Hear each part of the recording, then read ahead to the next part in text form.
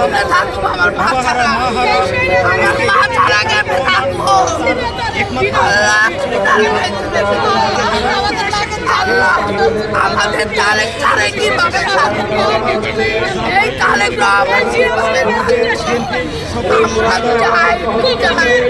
মামারা সাংবাদিক আমার মারে বালুর ট্রাক বালুর ট্রাক বালুর ট্রাক কাটে রাখছে আমার মারে বাঁচতে দেয় নাই আমার মারে বাঁচতে দেয় নাই আমার মারে বাঁচতে গেলে আমরাও আমরাও অনেক দেশ থেকে